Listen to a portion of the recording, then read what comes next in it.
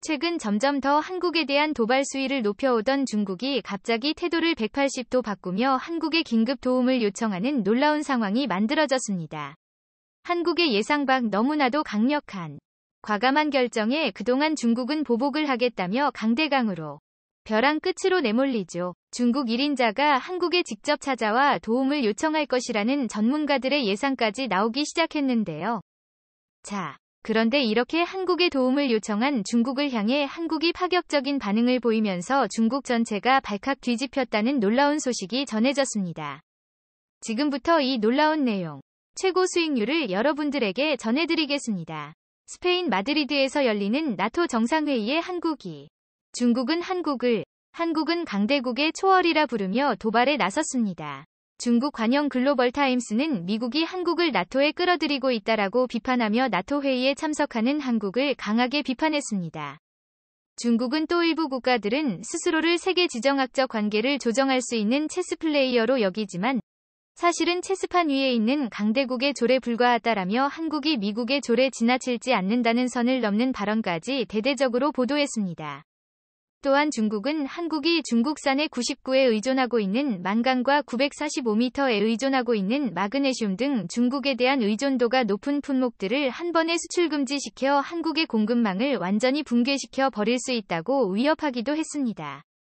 자, 그런데 이렇게 한국에 대한 도발 수위를 급격하게 높여왔던 중국이 최근 180도 태도를 완전히 바꾸기 시작했습니다. 한국이 중국을 도와준다면 한국에 엄청난 것을 선물하겠다는 파격적인 발표까지 하면서 말이죠. 중국이 이렇게까지 돌변한 이유는 충격적이었습니다. 한국이 가입을 사실상 확정한 IPS는 미국과 한국을 중심으로 친중국가였던 인도와 동남아시아 국가들도 대부분 참여하는 세계에서 가장 크고 강력한 경제협력체로 전 세계 무역과 공급망을 컨트롤할 뿐만 아니라 인프라, 에너지, 노동 등 민감한 영역에서도 협력관계를 구축할 것이라 밝혔습니다.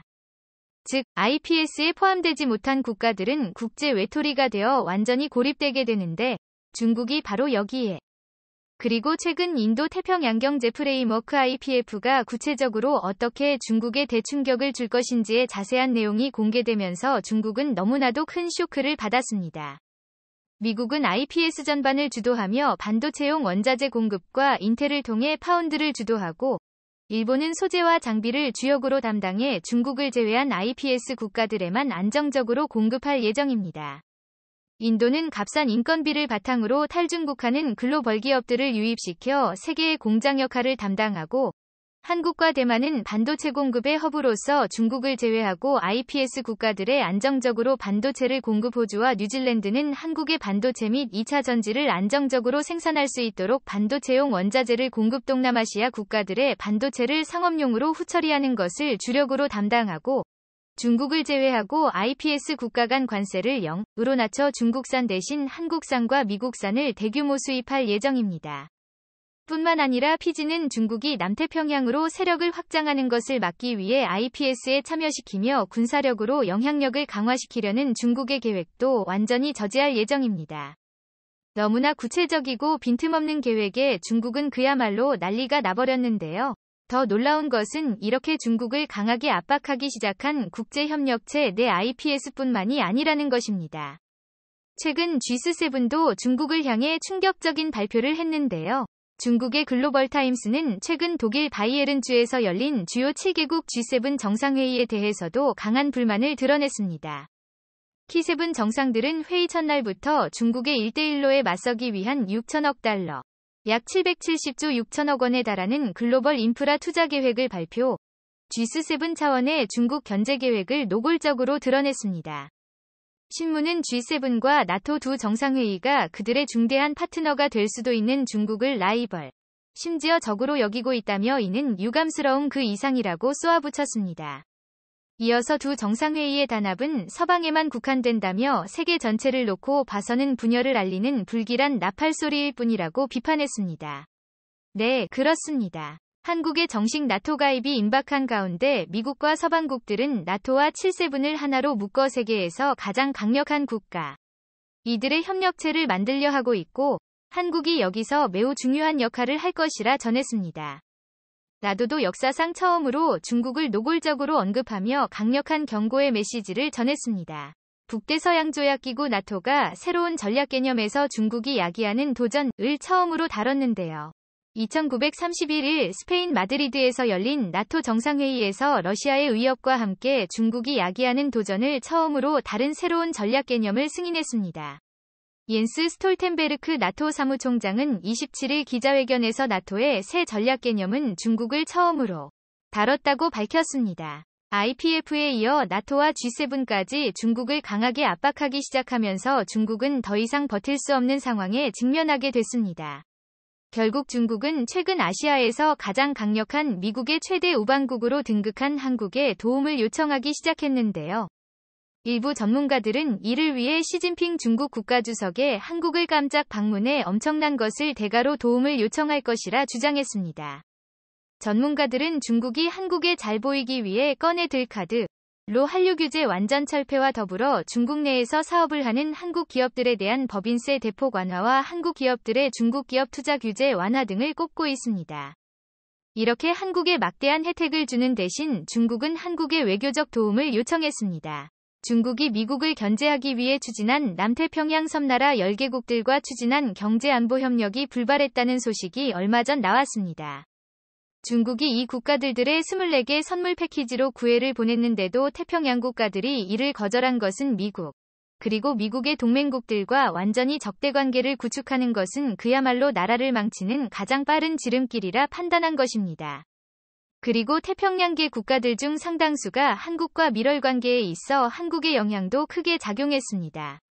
실제로 이렇게 중국의 23인자로 불리는 시진핑, 리커창왕이까지 모두 솔로몬 제도를 방문해 엄청난 것을 선물하겠다며 중국의 편이 되어달라고 애원했지만 결국 솔로몬 제도는 한국 때문에 중국의 제안을 거절한 것으로 밝혀졌습니다.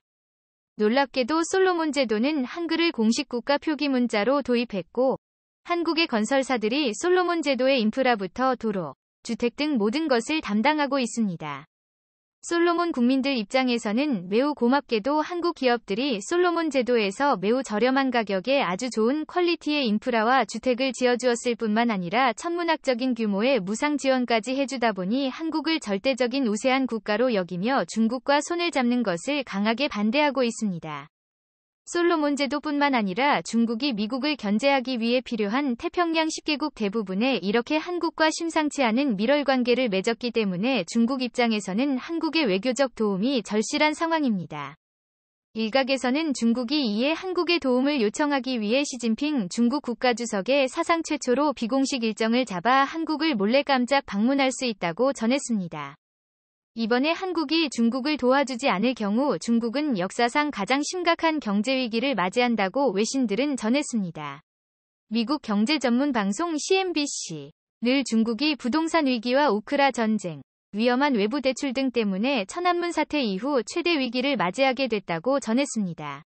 CNBC는 일단 홍더 집단의 부도 위기로 중국의 중소부동산 업체의 디폴트가 연발하는데 부동산 위기가 고조되고 있다. 최근 코로나의 위기로 이슈가 가려져 있지만 부동산 위기는 중국 경제의 이자 상수로 작용을 하고 있다고 전했습니다. 실제로 부동산은 중국 경제의 30%를 차지할 정도로 가장 중요한 부분인데요. 부동산 개발업체의 위기가 고조되면서 집값이 폭락하고 있습니다. 중국인들은 대부분 주택담보대출로 집을 구매하는데 집값이 폭락하면서 집값이 대출금보다 더 낮아지게 되어 차라리 갚지 않는 편이 이익입니다.